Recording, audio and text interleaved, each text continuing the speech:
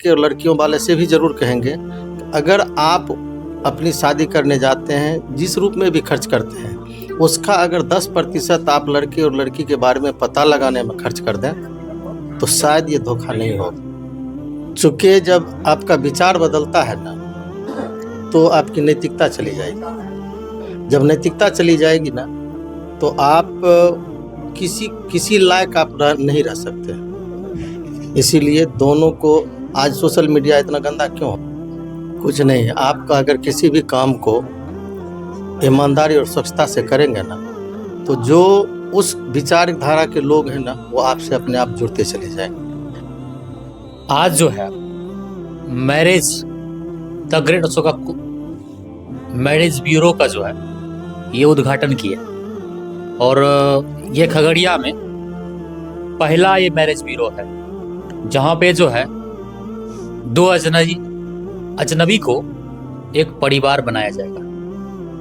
तो सबसे पहले तो ये बताइए सर, आप रिटायर्ड एक शिक्षक हैं, और शिक्षक जो है समाज का आईना होता है। तो जिसमें आप शिक्षक, जब आप टीचिंग लाइन शुरुआत किए थे, तो उस समय आपको सामाजिक परिवेश का कैसा थाउट हुआ करता था? बचपन से आपने पूछा कि शिक्षक बनने के बाद, लेकिन मुझे याद है मैं उस परिवार से बिलोंग करता हूँ जहाँ लोगों की जनसहयोग के लिए अपने पूरी संपत्ति गिरवी रखा जाता था जी। तो बचपन से ही मेरे परिवार का ही संस्कार रहा है कि हम देना जानते हैं, लेना नहीं जानते हैं। आज भी समाज इसलिए थोड़ी बहुत भी प्रतिष्ठा देती है, हमने दिया है, आर्थिक रूप से, शारीरिक रूप से, मानसिक रूप से, हर रूप से हमने हर चीज़ दिया है। और टीचर बनने के बाद हम हमेशा स्कूल के जितने भी बच्चे थे, हम अपना बच्चा मानते थे, अपने परिवार का बच्चा मानते थे। जहाँ भी हमने रहा, 29 साल की सेवा हमने शिक्षक के रूप में दिया।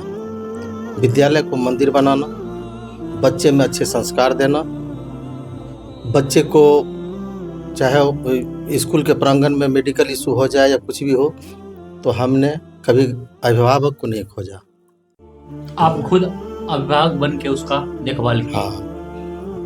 आपको टीचिंग लाइन में जब आप थे, आपको क्या क्या चैलेंज फेस करना पड़ा वहाँ?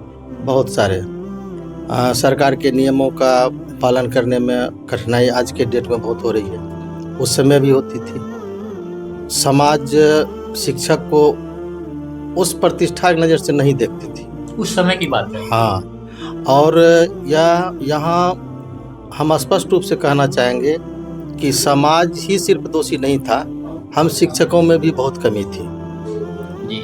जिन्होंने प्रतिष्ठा को खोने में उनका भी खुद का भी योगदान रहा है। लेकिन समाज को दिखाने के लिए, समाज में संस्कार देने के लिए शिक्षकों का एक दायित्व बनता है। तो अभी के बदलते परिप्रेक्ष्य में जिस ढंग से आपने मैरिज ब्यूरो को, आप कितना दिन से इसका प्लान चल रहा था आपका? जिस समय हम लोग द ग्रेट अशोका फाउंडेशन के निर्माण के बारे में सोचा था, उसी समय से था कि उस फाउंडेशन के अंतर्गत समाज में जितनी भी ज़रूरतें की चीज़ है, चाहे वो शिक्षा के क्षेत्र में हो, मेडिकल के क्षेत्र में हो, या किसान से संबंधित हो, जिस भी क्षेत्र में हो, हम इस फाउंडेशन के अंतर्गत जितने भी इसमें सक्रिय सदस्य हैं, निश्चित रूप से पहले हम लोग समाज को, फिर जिले को, फिर इससे राज्य स्तर में हो या देश स्तर में, हम जितनी भी मदद कर सकें समाज को, जितने उसको हम सहयोग कर सकें, जिसमें निष्ठा और ईमानदारी दोनों हो। तो फाउंडेशन के निर्माण से ही हम लोगों के मन में था कि बहुत सारी ऐसी चीज़ें, कोई भी चीज़ करने से पहले उसके ऊपर विजन साफ दिखना चाहिए, हमको करना क्या है। आए दिन समाज में जो है बहुत सारा व्यक्ति बहुत कम को सोच लेता है, लेकिन उन्हें न कहीं जो सही मंच, सही परिवेश, सही डायरेक्शन नहीं होने के कारण वह गुमराह हो जाता है आधे रास्ते में जाकर के। चाहे बहुत सारा बच्चा को पढ़ने में भी तेज होता है, और बहुत सारा व्यक्ति का शादी जो है उनके जीवन काल में अच्छे व्यक्ति से, वो व्यक्ति खुद अच्छे हैं, अच्छे फैमिली में, अच्छे लड़की साथ में, चाहे लड़के के साथ में शादी नहीं होता पाता है, उसका वैवाहिक जीवन जो है काफ़ी कष्टमय हो जाता है। तो फिर आपको इस चैलेंज को आप कैसे टैकल करेंगे इस मैरिज ब्यूरो के माध्यम से? इसमें समाज के सहयोग की तो नितांत आवश्यकता है। हम लोग अपने स्तर से तो जितना भी प्रयास होगा वो तो करेंगे ही, ईमानदारी से और स्वच्छता, इसमें स्वच्छता होगी। दूसरा, हम उन लड़के और लड़कियों वाले से भी ज़रूर कहेंगे, अगर आप अपनी शादी करने जाते हैं, जिस रूप में भी खर्च करते हैं, उसका अगर 10% आप लड़के और लड़की के बारे में पता लगाने में खर्च कर दें तो शायद ये धोखा नहीं होगा। अभी सोशल मीडिया पर बहुतों महिला काउंसलर के रूप में जो है वो जाती हैं सोशल मीडिया के माध्यम से, कैमरा लेकर के, माइक लेकर के वो जाती है उस महिला को।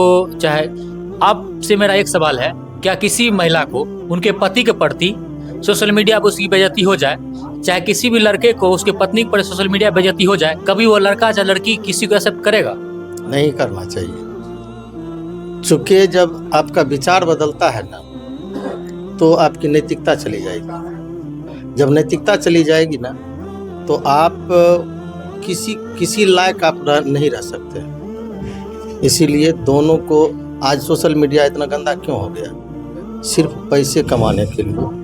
वह जो भी महिला या पुरुष जो भी इस तरह का वीडियो बनाता है, उनकी ना नीयत साफ होती है, ना उनकी नीयत साफ होती है, ना उसका कर्म साफ होता है। सिर्फ उनके दिमाग में होता है कि हम पैसा कैसे कमाएं, चाहे वो गलत तरीका से हो या जिस तरीका से।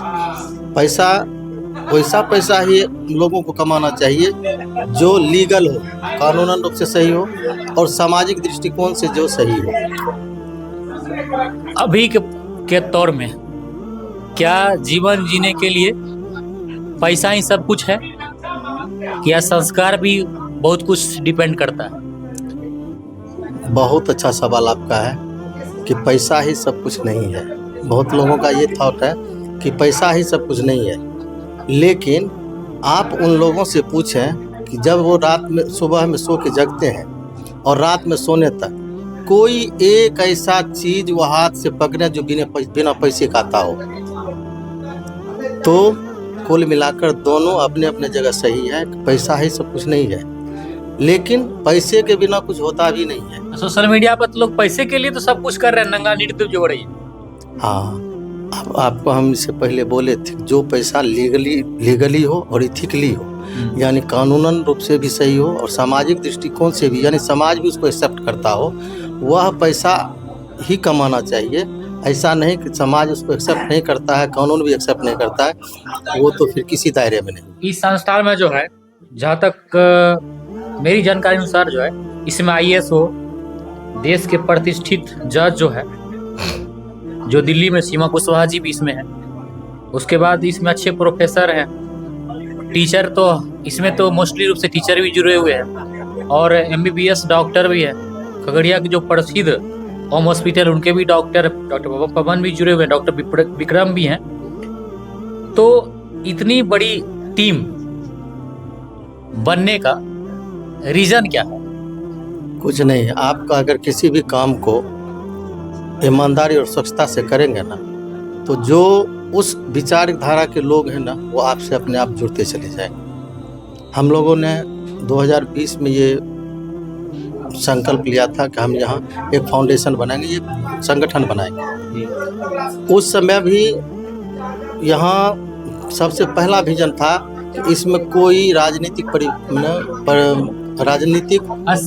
हस्तक्षेप नहीं होगा, उसका प्रवेश नहीं होगा। अभी तक क्या राजनीतिक हस्तक्षेप नहीं हो पाई? नहीं, आज तक नहीं हुआ है और आने वाले भविष्य में भी नहीं होगा, चूँकि इसके बायोलॉजी में ही लिखा गया है। किसी भी संगठन की आत्मा होती है उसकी बायोलॉजी, ठीक ना? किसी के आत्मा पर चोट पहुंचा के आप उससे कोई काम करवा नहीं सकते हैं। इसलिए बायोलॉजी की बात को अगर हम नकार दें और चाहें कि संगठन सुचारू रूप से चले, ये कतई नहीं हो सकता। इसमें जितने भी सदस्य लोग चाहेंगे कि संगठन के माध्यम से अपना शादी करने के लिए, तो जिस किसी का डाइवोर्स हो जाता है, वो अपना जीवन को फिर से चाहते हैं बसाने के लिए, चाहे इसमें महिला हो चाहे पुरुष हो, क्या उसके लिए भी कुछ विशेष सुविधा है? और आपका रजिस्ट्रेशन चीज चार्ज का जो क्या प्रोसेस है उसके बारे में क्या? रजिस्ट्रेशन का प्रोसेस है कि मात्र 551 रुपया भी रजिस्ट्रेशन का है। जहाँ तक रही विधुर और विधवा की बात, विदूर नहीं, हम डाइवोर्स की बात कर रहे डाइवोर्स की बात हैं। है, तो ठीक है। अगर मान लीजिए कि जैसे दो परिवार आपस में अगर मिलना चाहें, ठीक ना, तो वो यहाँ आके इस प्लेटफॉर्म पर रजिस्ट्रेशन क्या कराएंगे? वैसे आदमी रजिस्ट्रेशन क्या कराएंगे? अगर वो चाहे कि नहीं हम इसी का फाउंडेशन के उसका माध्यम, फ्री में भी काम हो जाएगा। निश्चित रूप से। फिर उसके मानसिक तौर आप उस पर कैसे विश्वास करेंगे कि इससे पहले भी डाइवोर्स ले चुकी हैं, फिर दोबारा अगर हम अपने संस्थान के माध्यम से शादी कराएंगे, उसका वैवाहिक जीवन ठीक चलेगा, कैसा चलेगा, आप लोग कैसे उसे बिलीव करेंगे? उसके लिए भी कुछ उसके कैसे आप उसको जो है काउंसलिंग करके चेकअप करेंगे, उसको उसकी मानसिक स्थिति कैसे जानेंगे? उसकी कोई पैमाना नहीं है। आदमी के अंदर की भावना क्या है, बोलता क्या है, अंदर में क्या है, इसका आज तक कोई वैज्ञानिक रूप से भी कोई पैमाना नहीं बना है। तो हम इस चीज़ की परिकल्पना कैसे करें?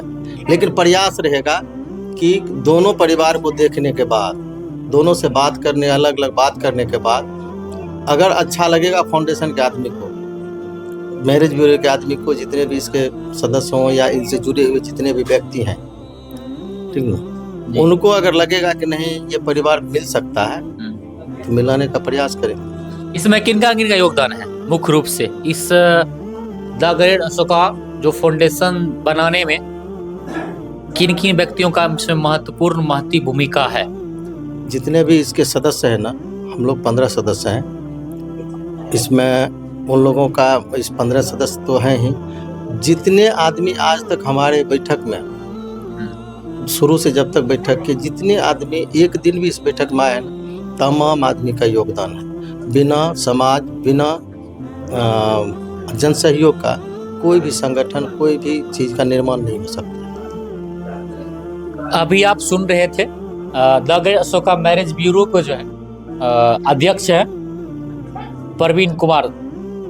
ये जो है पूर्व शिक्षक भी रह चुके हैं और शिक्षक के साथ साथ जो है एक अच्छे समाज सेवी भी हैं।